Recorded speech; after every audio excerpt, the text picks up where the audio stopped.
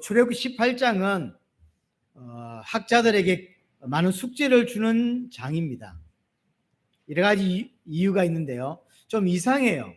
왜 그러냐면 뜬금없이 모세의 장인 이드로가 등장을 하고요.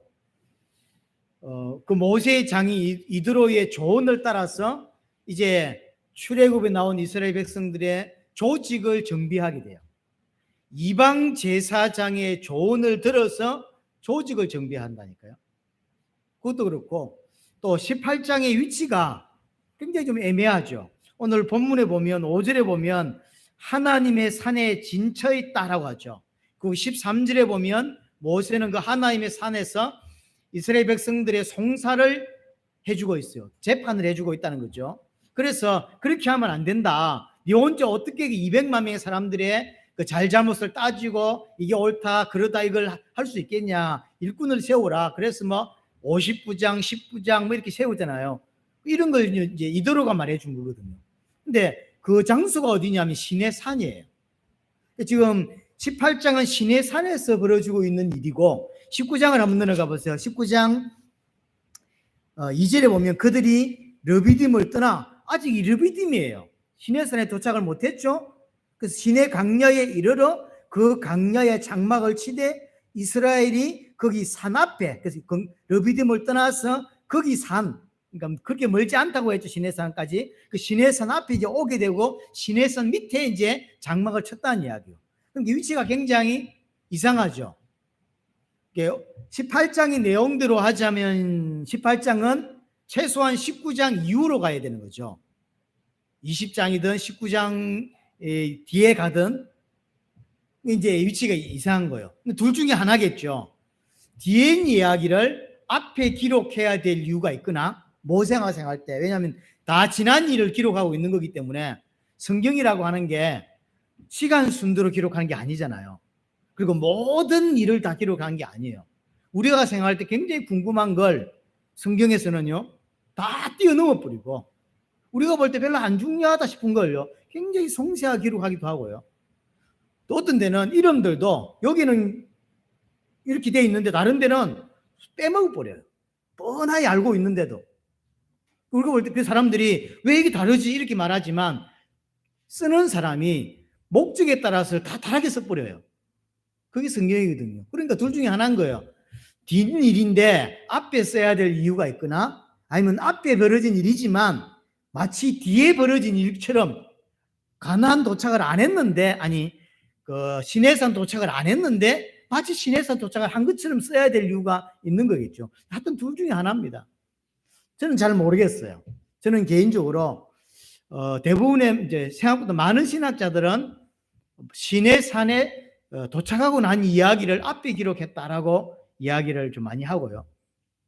또 어떤 일부는 앞에 일어난 일이지만 마치 도착하고 난 것처럼 쓰는 거다라고 이야기를 하는 거예요.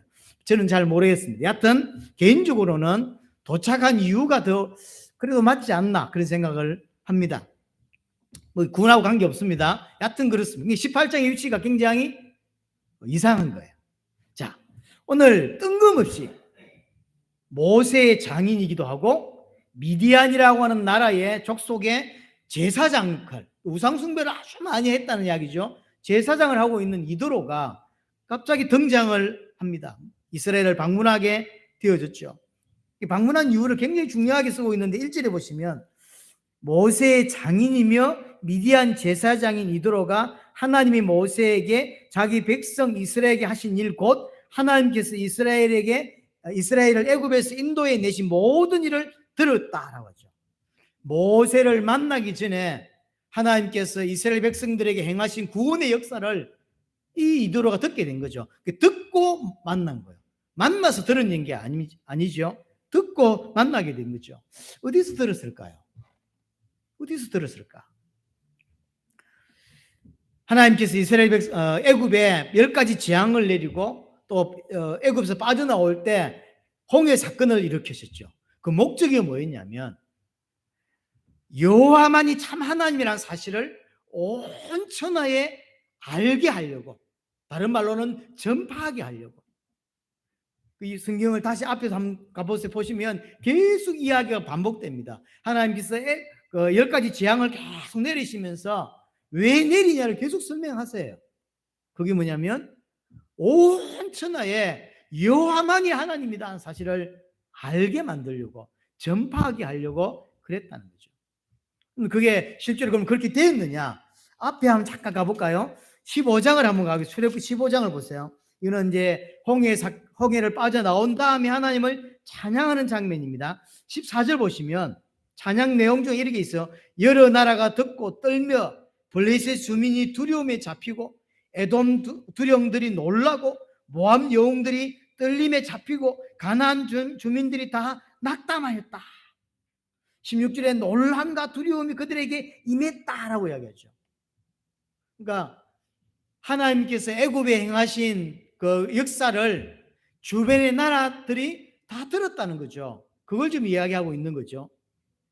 또 나중에 여호수아도 가볼까? 여호수아 2장 한번 갑니다. 여호수아 2장을 가보시면 9절을 봅니다. 여호수아 2장 9절에 보면 이제 이게 장면이 뭐냐면 드디어 모세는 죽고 이제 여호수아 중심으로 가나안을 정복하게 되고 그 중에서 여리고 성을 정복하는 장면이에요. 여리고 성을 정복하는데 9절 보세요. 말하되 여호와께서 이 땅을 너에게 주신 줄을 내가 아노라. 우리가 너희를 심히 두려워하고 이 땅 주민들이 다 너희 앞에 간담이 녹나니. 왜 그 간담이 녹았냐면 이는 너희가 애굽에서 나올 때 여호와께서 너희 앞에서 홍해의 물을 마르게 하신 일과 너희가 요단 앞 저쪽에 있는 아모리 사람의 두 왕 시온과 오게 행한 일을 그들이 그것을 다 우리가 들었기 때문이다. 그래서 그것 때문에 11절에 우리가 듣자고 마음이 녹았고 너희로 말미암아 사람이 정신을 잃었다. 잘 아시잖아요. 이스라엘 백성들이 여리고를 돌고 있는데 위에서 돌을 던지면 되는데 못 던져. 왜냐하면 마음이 녹았고 떨렸고 정신을 잃었고 심히 두려웠다. 그래서 이스라엘 백성들이 빙빙 돌고 있는데 그럼 위에서 돌 던져 죽이면 되는데 못 죽여. 왜냐하면 덜덜 떨리는 거예요. 이런 걸 보면 하나님이 애굽에 행하셨고 홍해에 행하셨던 일을 모든 나라는 아니겠지만 주변에 수많은 나라들이 들은 건 사실인 것 같죠. 자, 그러면 이드로는요 들은 거죠. 광야에 살고 있는 이드로는 뭐 가나안에 들어가지도 않았는데 벌써 들은 거죠. 그걸 듣고 지금 이드로가 온 것이고요. 그리고 드디어 오면서 이드로는 그냥 온 것이 아니라 모세의 가족들을 데리고 옵니다. 그러니까 이런 내용은 안 써도 되는 내용들인데 굳이 모세가 써요. 이거는 후대들에게 뭔가를 전달하려고 쓰는 거예요. 그러니까 이게는 이제 모세의 가족 상봉 이야기가 아닙니다. 좀 떨어져 있는 와이프와 두 아들, 그 다음에 장인어른, 그러니까 이 사람들이 만났다 그 이야기를 하고 싶은 게 아니라 이 만남을 통해서 모세는 이걸 읽을 후대들이 뭔가를 생각하게 하려고 이걸 기록하고 있는 거죠. 중요한 건 이름이에요. 모세의 아들 이름. 첫 번째는 게르솜이라고 그랬죠. 왜 게르솜이냐면 내가 타국에서 객이 되었다, 이방인이 되었다라는 뜻이에요. 그래서 게르솜은 객 또는 이방인이 되다라는 뜻이에요. 이것은 애굽의 왕자로 살고 있던 모세가 사람을 죽이고 그래서 도망을 갔죠. 광야에서 도망을 갔다가 자신의 신세를 보며 지은 이름이에요. 내가 왕자였는데 지금은 도망자가 되어져서 객이 되었지. 이방인의 객이 되었다. 란 이름에서 게르솜 이런 뜻이고요. 두 번째 아들 이름은 엘리에셀입니다. 하나님이 도우셨다라는 뜻이에요. 에벤에셀 이런 단어 쓰죠. 그 다음에 뭐 이런 거 전부 다 이렇게 도움이라는 뜻이거든요. 엘리에셀의 말은 무슨 말이냐면 하나님이 나를 도우셨다. 그렇게 이방인의 객이 되어서 죽을 것 같은 나를 하나님이 도우셔서 바로의 손에서 우리를 건져내셨다. 우리를 구원하셨다. 오늘 본문대로 하자면 바로의 칼에서 구원하셨다라고 한 거죠. 그게 엘리에셀의 뜻이에요. 그래서 두 아들을 데리고 왔고 두 아들의 이름을 기록하면서 지금 이스라엘 백성의 상태가 어떤 것인지를 우리에게 말해주려고 하는 거예요. 게르솜, 구원받기 전 상태를 말해주는 거예요. 하나님 원래는 왕자였지만 계기되어서 죽을 것 같은 신분이 되어 있던, 원래는 하나님 백성으로 하나님 형상으로 받았던 자이지만 하나님께 순종하지 않아서 단절되어져서 이방인의 객이 되고 나그네가 되어버린, 하나님의 자녀에서 자녀가 아니라 이제는요 하나님과 원수가 되어버린 상태, 구원받기 전 상태를 설명하는 이름이 게르솜이에요. 하지만 가만두시지 아니하시고 하나님이 나를 도우사 우리를 도우셔서 건져내시고 사단에게서 죄에서 건져내셔서 하나님의 아들이 되겠다, 도우셔 건지셨다라고 하는 이름이 엘리에셀이에요. 지금 이스라엘 백성들이 어떤 상태에서 어떤 상태로 변했냐를 보여주는 거죠. 그래서 가족 상봉 이야기가 아니라 가족 상봉 이야기를 통해서 지금 이스라엘의 모습을 다시 한 번 더 상기시켜 주는 거죠. 이스라엘 백성이, 우리의 선조들이 이제 드디어 이렇게 좀 흘러가고 있구나라는 걸 다시 한번 이 상봉을 통해서 보여주고 있습니다. 그리고 이제 드디어 모세가 이도로를 만나고요. 만나서 뭔 이야기를 했겠습니까? 모세가 8절에 보니까 보세요. 모세가 여호와께서 이스라엘을 위하여 바로와 애굽 사람에게 행하신 모든 일과 길에서 그들이 당한 모든 고난과 여호와께서 그들을 구원하신 일을 다 장인에게 말하며, 그동안 하나님께서 애굽에 행하셨던 10가지 기적과 여러 가지 일과 홍해 사건과 그다음에 있던 여러 가지 4가지 사건들이 있었죠. 마라의 사건, 신강야의 사건, 이런 사건들을 쫙 이야기한 거죠. 근데 중요한 건 이드로의 반응이에요. 9절 10절에 보면 이드로가 그 이야기를 듣고 이스라엘에게 큰 은혜를 베푸사 애굽 사람의 손에서 구원하심을 기뻐하고, 10절에 이드로가 이르되 여호와를 찬송하리로다. 이게 여러분 굉장히 이상한 반응이에요. 이게 오늘 핵심 내용 중 하나 이 부분입니다. 모든 하나님의 구원의 역사를 모세를 통해서 들었습니다. 듣고는 이드로가 한 반응이 뭐냐면 기뻐하고 하나님을 찬양하는 거예요. 이건 왜 이상한 거냐면 일반적으로 하나님의 구원의 역사를 들으면 이렇게 반응을 안 해요. 앞에서 어떻게 반응했죠? 두려워하고 떨고 간담이 높고 이래요. 하나님을 찬양 안 한다니까요. 간담이 녹으면서도 하나님을 인정하지 않고 하나님을 대적합니다. 하나님을 대적하고 하나님을 미워하고 하나님의 구원의 역사를 방해하고, 그러면서도 두려워 떨고 간담이 높고, 이게 일반적인 구원받지 못한 자의 모습이라니까요. 그런데 이도로는 반대의 모습, 마치 구원받은 자의 모습의 반응을 보이는 거예요. 이 반응은 구원받은 자만이 할 수 있는 반응이거든요. 하나님의 구원의 역사를 듣고 기뻐해요. 기뻐해요. 자, 우리가 세계복음을 하고 있는, 세계복음화 했던 일들을 말했을 때 기뻐하는 사람은 구원받은 사람이에요. 스리랑카에 그런 일이 일어났어, 그러죠. 근데 구원받지 못한 저게 2층에 우리 그 운동하시는 아저씨 잡아놓고 이야기를 하면 어떨까요? 아무 반응 안 나옵니다. 미친 거 아니야? 그러니까 아무 반응 안 나오게 돼 있다니까요. 그러니까 하나님의 구원의 역사를 들었을 때 일반적인 반응, 구원받지 못한 자의 반응은 뭐냐면 하나님을 미워하고, 그러면서 너무나 큰 구원의 역사를 들었기 때문에 두려워하고 뜨는 거예요. 벌벌벌벌. 하지만 이들은 그렇지 않아요. 나중에 보면요, 심지어 12절에 보면요, 하나님께 드릴 번제물과 희생제물을 가져와서 하나님께 예배하는 장면이 나오죠. 굉장히 이상한 모습입니다, 사실은. 그러면서 더 중요한 거 11절에 이제 내가 알았도다. 모세를 통해서 하나님의 역사를 듣고 하나님을 찬양하고 나서 하는 말입니다. 내가 이제 알았다. 이것은 하나님께서 출애굽 사건을 통해서 10가지 재앙을 통해서 깨닫게 하려고 가르쳐 주려고 했던 내용이에요.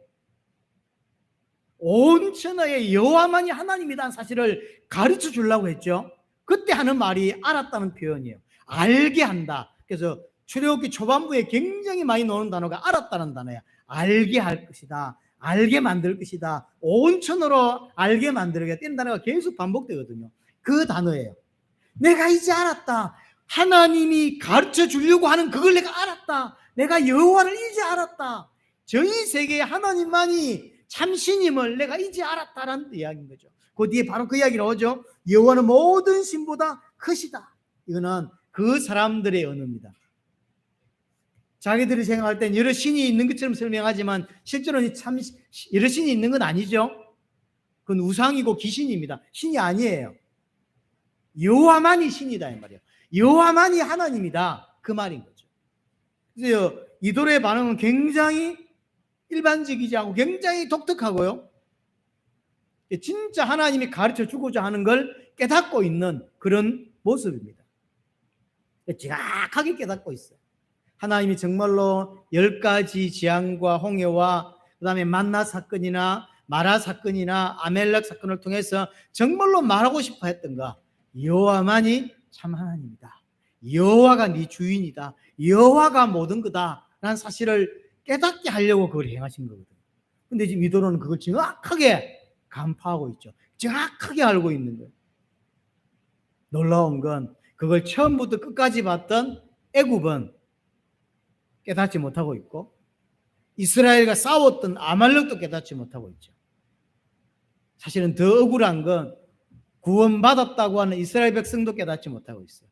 이스라엘 백성도 홍해를 건너고 10가지 재앙과 만나와 마라 사건과 이런 사건을 경험을 다 했다고요. 경험하면서도 못 깨닫고 있는 게 뭐냐면 여호와만이 참 하나님이고 그분이 내 주인이다. 그분이 내 생명이다. 이걸 못 알아듣고 있어요.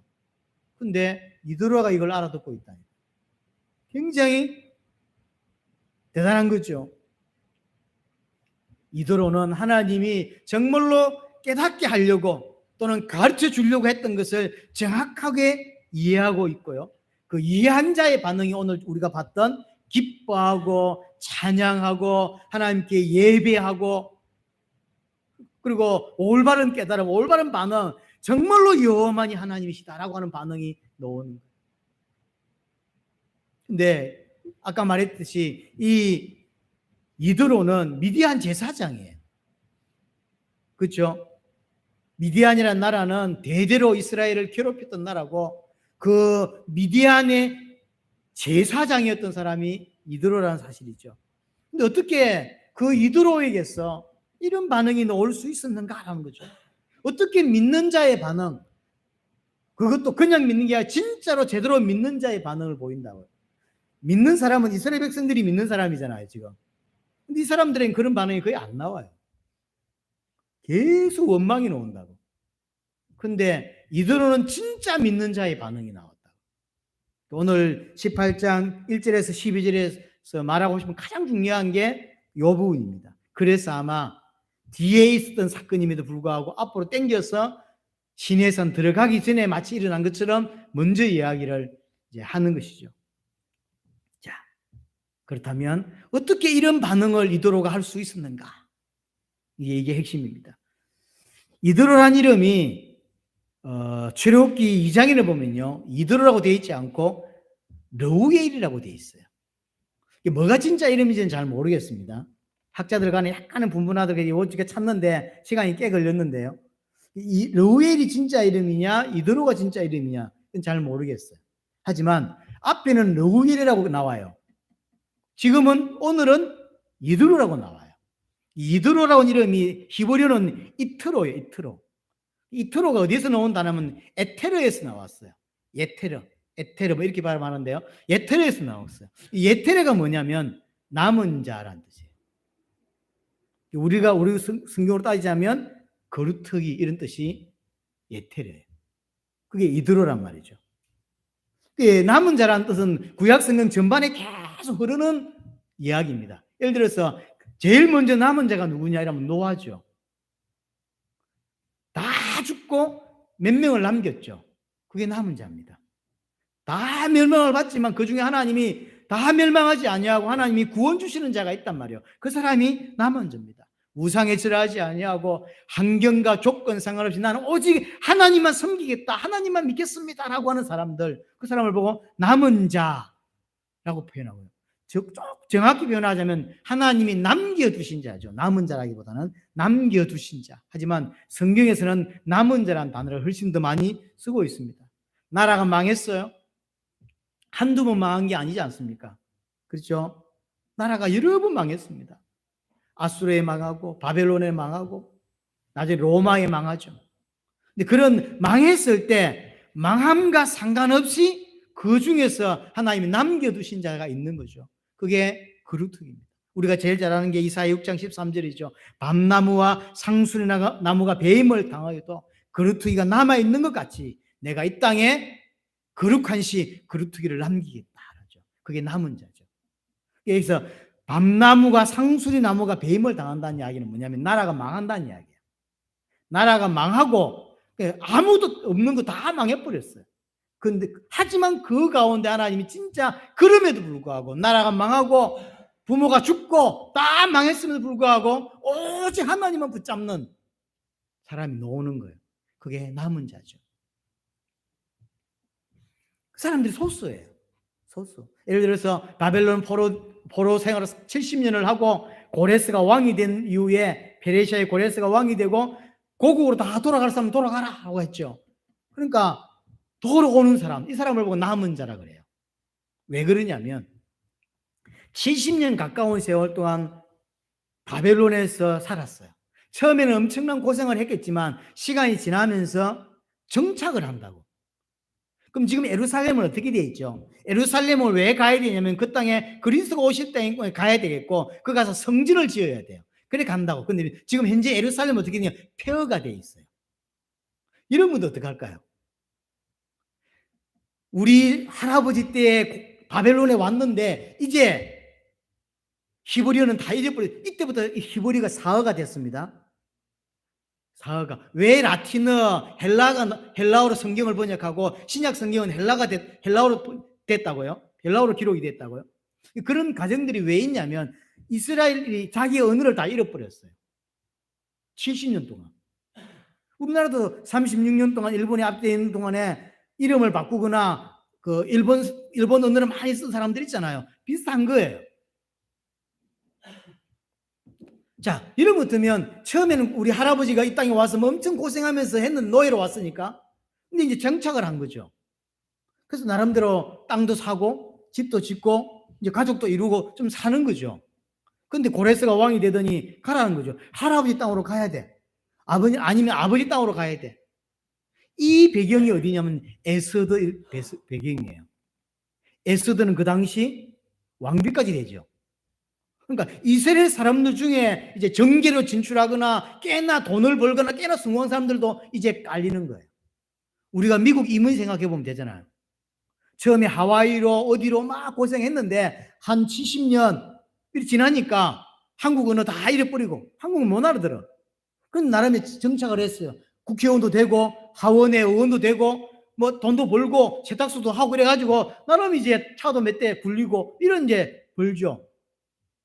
근데 한국에 예를 들어서 다 망해 있어. 여러분 돌아오겠습니까?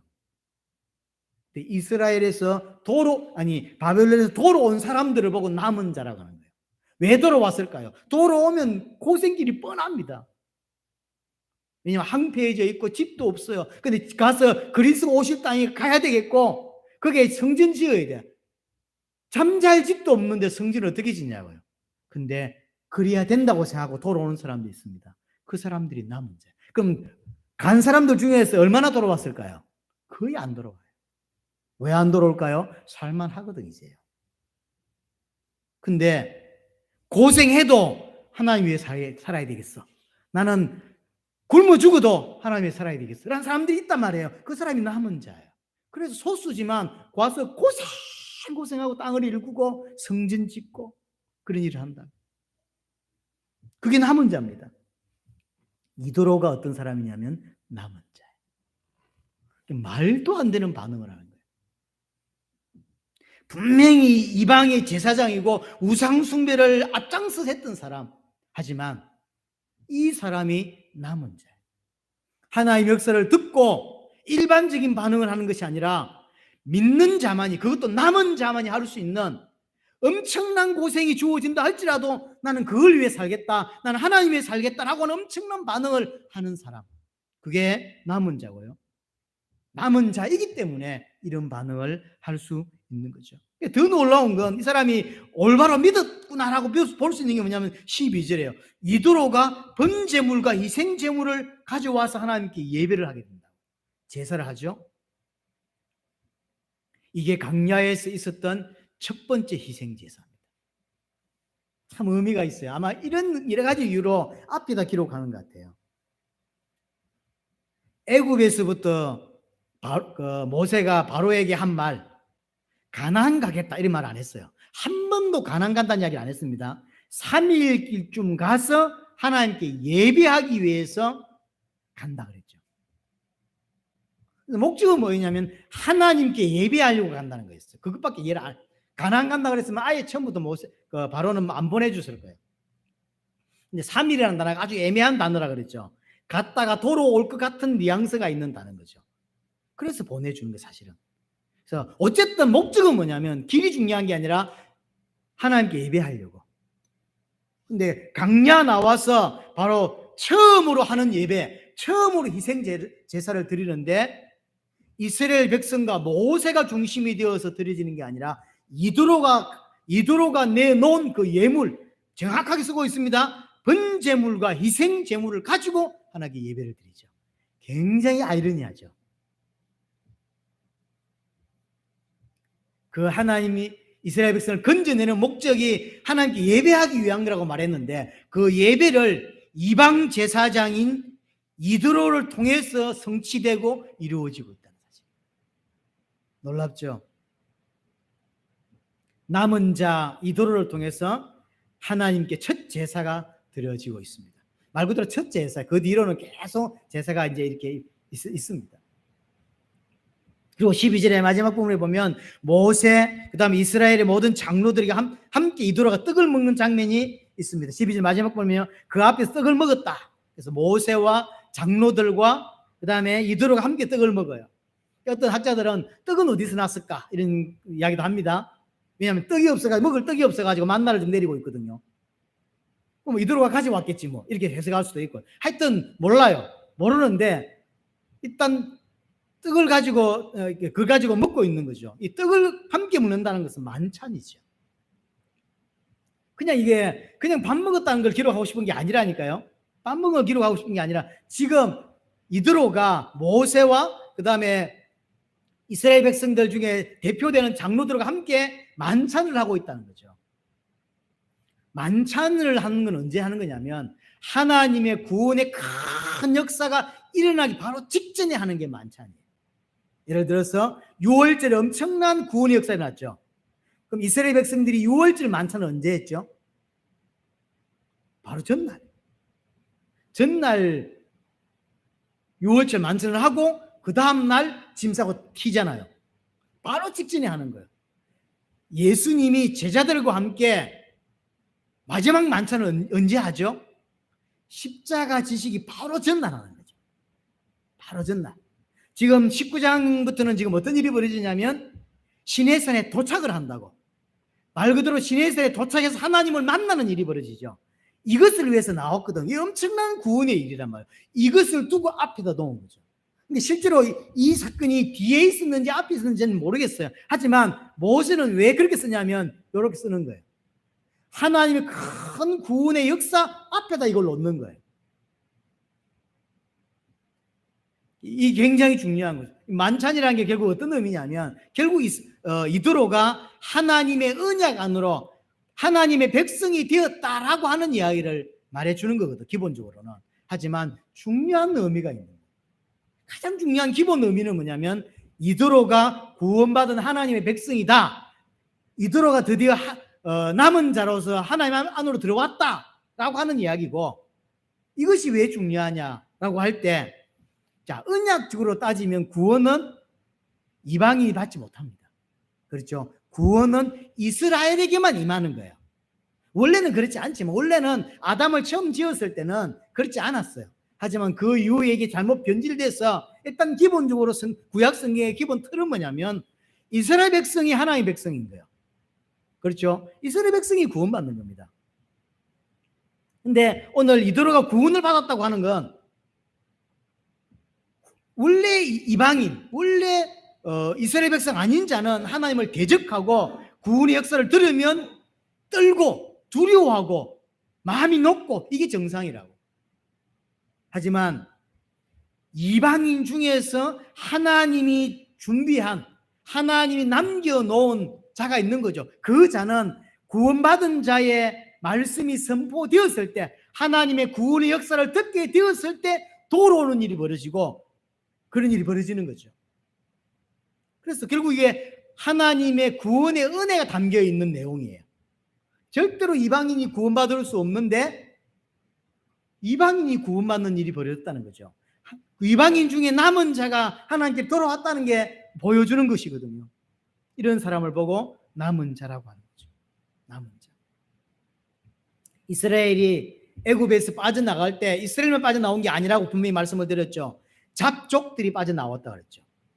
그 사람들이 빠져나왔는데 그들도 빠져나올 수 있는 이유는 어린 양의 피를 발랐기 때문에 빠져나왔어요.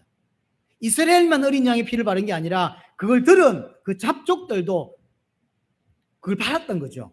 그게 발랐다는 이야기는 결국 예수 그리스도의 보혈을 의미하는 건데 다 구원받았는지 우리는 알 수 없습니다. 상징적인 거니까. 하지만 상징적으로 설명하자면 그건 그 잡족들 중에서도 남은 자가 있었던 거죠. 그 남은 자가 구원을 받고 빠져나오고 그럼 그 사람들 어디 갔을까요? 모릅니다. 지금 이 이스라엘 백성들 속에 있었을 사람도 있을 거고 아니면 자기 고향으로 갔을 사람도 있겠죠. 여하튼 구원받은 자가 있는 거죠. 여하튼 하나님의 구원의 큰 은혜가 사실은 담겨 있어요. 근데 여기서 굉장히 이제 중요한 게 뭐냐면 남은 자라는 의미는 밤나무가 베이고 상수리나무 베임을 당해도 그루터기가 남은 것 같이 그랬잖아요. 이스라엘이 망해도 그 중에 남은 자가 있다라고 했는데 오늘 이도로는 이스라엘 안에 남은 자가 아니란 말이에요. 이방인 중에 남은 자인 거죠. 여기 이제 다른 이야기인 거예요. 이러니까 똑같은 이야기가 로마서 11장에 나옵니다. 자, 로마서 11장을 가보겠습니다. 로마서 11장을 보세요. 자, 로마서 11장 1절에 그러므로 내가 말하노니 하나님이 자기 백성을 버리셨느냐. 자, 이게 어떤 이야기 배경이냐면 하나님이 선택한 백성이 이스라엘인데 이스라엘이 도리어 하나님을 믿지 않더라는 거죠. 그러니까 하는 이야기예요. 그러면 하나님이 이스라엘 백성을 버렸냐? 그게 이야기거든요. 아니라는 거지. 아니다. 그럴 수 없다. 그러면서 바울이 이야기하면 나도 이스라엘인이고 아브라함이 씨다. 내가 베냐민 지파다. 2절에 하나님이 미리 아신 자기 백성을 버리지 아니했다. 이야기를 하는 거죠. 그래서 4절에 뭐라고 이야기하면 바알에게 무릎 꿇지 아니한 7,000명을 남겨뒀지 않냐. 우리도 마찬가지다. 하나님이 우리 속에 구원받을 자를 남겨두셨다라고 이야기를 하는 거죠. 그래서 5절에 이야기하면 그런 이와 같이 지금도 은혜로 택하심을 따라 남은 자가 있느니라. 원래 남은 자의 의미는 이스라엘 백성들 중에서 남은 자예요. 근데 어느 순간 진짜 구원받을 것 같은 이스라엘은 하나님을 거부하게 되고 거부하죠. 그러니까 바울도 남은 이방인으로 전도로 나간단 말이에요. 아내가 안 믿으니까 이 구약 사상과 완전히 거꾸로 되어 있는 겁니다. 구약에서는 이스라엘이 택함을 받고 이방인 중에서 남은 자가 들어오는 건데 지금 신약에 와서는 반대가 되어 있어요. 신약에서는 오히려 이스라엘이 하나님을 거부하고 하나님을 대적하고 그러죠. 그래서 이방인이 구원을 받죠. 그 바울이나 이런 사람 통해서 유대인 중에서 남은 자가 나오는 거예요. 요 이야기. 구약의 기본 틀은 이스라엘이 구원을 받고 이방인 중에서 남은 자가 구원을 받는 건데 신약은 도리어 이방인 중에서 구원을 받고 이스라엘이 나중에 구원받는 것처럼 이스라엘 중에서 남은 자가 구원받는 것처럼 이렇게 설명을 하고 있죠. 그래서 4절에 유대인 중에 바알에게 무릎 꿇지 아니한 7,000명이 있다 라고 이야기를 하는 거죠. 근데 남은 자의 특징이 오늘 로마서 11장 5절에 나옵니다. 이게 남은 자의 특징입니다. 11장 5절에 다시 보면 뭐라고 되어 있냐면 이와 같이 지금도 은혜로 택하심을 따라 그랬죠. 이게 남은 자의 특징입니다. 은혜로 택하심을 된 것. 이도로가 어떻게 이런 반응을 보일 수 있었냐? 하나님이 은혜로 택한 남은 자이기 때문에 이렇습니다. 그렇죠? 분명히 이도로는 앞장서서 우상숭배했던 자입니다. 그런데 이런 사람이 어떻게 이런 반응을 보일 수 있냐? 모세의 설득이 아닙니다. 하나님이 준비한 남은 자이기 때문에 가능한 이야기죠. 그래서 하나님이 준비를 하신 거예요.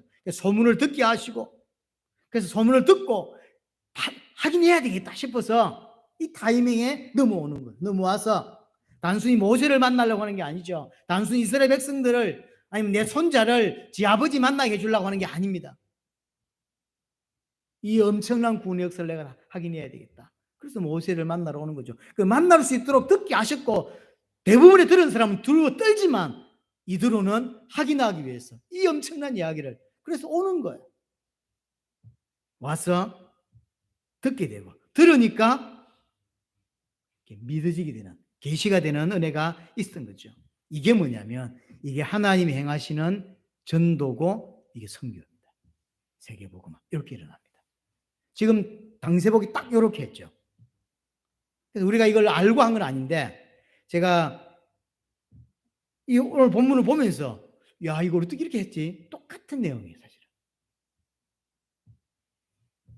그래서 결론적으로 이야기하자면 오늘 본문 18장 1절에 12절 이야기는 하나님이 행하시는 구원의 역사 세계복음화가 어떤 형태로 진행될 것인가를 보여주는 장면. 먼저 두 아들을 이름을 가지고 지금 이스라엘 상태를 설명해 줬습니다. 나그네고 계기요. 하나님과 무관한 자요. 하지만 하나님의 도우심으로 바로의 칼에서 바로에게서 건짐을 받은 구원받은 자가 됐다.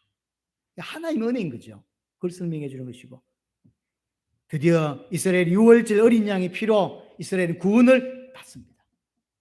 그리고 이스라엘 구원받은 다음에 일어나는 일이 뭐냐면 이방인 중에서 남은 자가 믿는 거죠. 남은 자가 돌아오는 것이 이게 순서입니다. 이스라엘이 구원을 받고 두 번째 이방인 중에서 남은 자가 들어오는 거죠. 그래서 오늘 7절도 오늘 출애굽기 18장 7절에 보면 이도로가 모세의 장막에 들어갔는데 느낌을 굳이 텐트죠. 근데 굳이 장막이라고 표현했어요. 장막. 왜 그럴까요? 앞으로 만들 성막을 생각하거든. 그래서 하나님의 백성이 되었다. 하나님의 장막 안으로 들어왔다는 느낌을 주려고 하는 거예요. 실제로는 모세의 텐트 안으로 들어간 거죠. 사실은 그때 아직 성막을 안 만들었을 때니까. 그럼 이런 이방인 남은 자가 어떻게 돌아오냐? 분명히 출애굽기 9장에 보면 10가지 재앙이라든가 홍해 사건이라든가 이런 것들을 온 천하에 여호와만이 하나님이라는 사실을 전파하기 위해서 그렇게 했다고 이야기를 했죠. 오늘 모세가 말하매라고 했죠. 그 8절 마지막에 그 장인에게 말했다는 이야기가 한국 번역으로 말했다고 되어 있지만 히브리로 돌아가면 선포하매 똑같은 단어입니다. 앞에서 전파하매 선포하매 그랬죠. 똑같은 단어예요. 알게 하매. 그래서 모세를 통해서 하나님의 구원의 역사를 이도로가 다시 정확하게 듣게 되죠. 전파가 되어지는 거죠. 쉽게 말하면 구원받은 하나님의 백성이 전하는 하나님의 구원의 역사를 듣고 계시되게 돼요. 이게 이렇게 되죠. 그럼 남은 자는 어떤 반응을 보이냐면 오늘 이도로와 같은 반응을 보여요. 기뻐하고 찬양하고 예배하고 이런 반응이죠. 그러면서 여호와만이 참 하나님이시구나, 예수가 그리스도구나 라는 반응을 보이는 거예요. 우리가 볼 때 어떻게 저게 가능하지? 왜냐하면 지금 이스라엘의 모습은요 전혀 이런 모습이 아니죠. 도리어 현재 구원받은 이스라엘보다 훨씬 더 정확하게 훨씬 더 잘 깨닫는 사람이 이도로라니까요. 왜냐? 남은 자거든. 어떻게 이렇게 반응을 보일 수 있을까? 하나님이 남겨두셨으니까요. 우리가 중남미에서 아프리카에서 야, 내가 메시지를 했지만 내보다 훨씬 더 좋은 고백과 헌신과 지금 뛰는 거 보세요. 우리가 했는데 우리가 훨씬 더 잘하잖아요. 그게 왜 그럴까요? 딱 이게 구원받은 자의 어떤 하나의 역사를 선포하는 내용을 듣고 남은 자가 돌아오고 그들은 진짜로 그 나라를 살려내는 거예요. 희한하죠. 굉장히 기막힌 이야기죠. 그 다음에 돌아오는 게 뭐냐면 이스라엘 속에 있는 남은 자예요. 요 순서입니다. 이스라엘 구원을 받고 이방인 중에 남은 자가 돌아오고 그 다음에 뒤늦게 이스라엘 중에서 남은 자가, 지금 교회 다니고 있지만 실제로 구원받지 못한 수많은 자녀들, 또 자녀들이 아니라 할지라도, 그러니까 믿는 것처럼 말하고 있지만 믿지 않는 그런 언약 안에 있는 것처럼 보이지만 실제로는 믿지 않는 그 사람들 중에 남은 자가 돌아오는 거죠. 이 순서에 계시록에도 그런 비슷한 이야기들이 나오죠. 그래서 다시 이제 출애굽기를 갔지만 출애굽기 로마서 11장 다시 한번 가볼까요? 11장 25절에 보시면 형제들아 너희가 스스로 지혜 있다 하면서 이 신비를 너희가 모르기를 내가 원하지 아니하노니 이 신비는 이방인의 충만한 수가 들어오기까지 이스라엘에 들어는 우둔한 자가 될 것이다. 순서가 바뀌었다 그랬죠. 이방인의 충만한 수가 차고 그 다음에 이스라엘 중에서 남은 자가 돌아온다는 거예요. 지금 바울이 뛰고 있는 이 당시 초대교회 때는 이방인들이 돌아오는 시간표인 거예요. 그래서 이방인들이 엄청 돌아옵니다. 그런데 도리어 유대인은 안 돌아와요. 그래서 사도행전 몇 장입니까? 몇 장 이후부터는 이스라엘 안의 이야기가 안 나오고 결국 이스라엘 망하잖아요. 아니 모든 근거지가 되고 캠프가 될 수 있는 뭐랄까요, 바탕이 될 수 있는 나라가 이스라엘인데 전도 현장에서, 세계복음화 현장에서 이스라엘은 사라져 버렸어요. 결국 AD 70년 나라가 망해버렸다니까요. 바울과 베드로와 그다음 모든 12 제자들은 전 세계로 흩어져서 다 순교하고 있는데 이스라엘은 정작 안 돌아와요. 그렇죠. 그 나라까지 망해버렸다니까요. 딱 요 순서죠. 이방인의 수가 들어오고 충만해지고 그 다음에 남은 이스라엘 들어옵니다. 지금 전 세계가 이방인들이 돌아오는 중에 있는 거죠. 우리 교회로 따지도 마찬가지죠. 수많은 성도들이 있지만 진짜 구원받은 자가 있고 아닌 자가 있는 거예요. 그 중에 이방인의 수가 다 차면 이 지역과 전 세계 이방인의 수가 다 들어와서 구원받으면 우리 안에 있는 자들 중에 아직 구원받지 못한 남은 자가 구원받는 시간표가 오는 거예요. 요 순서가. 원래 구원의 궁극적인 목적은 이스라엘이 아닙니다. 이스라엘만 구원받는다? 아닙니다. 잘못 깨달았어요. 원래 전 세계죠. 그래서 유대인, 이방인 구별이 사실은 없어요. 하지만 모든 민족이라고 해서 모든 민족이 다 구원받냐? 그렇지 않습니다.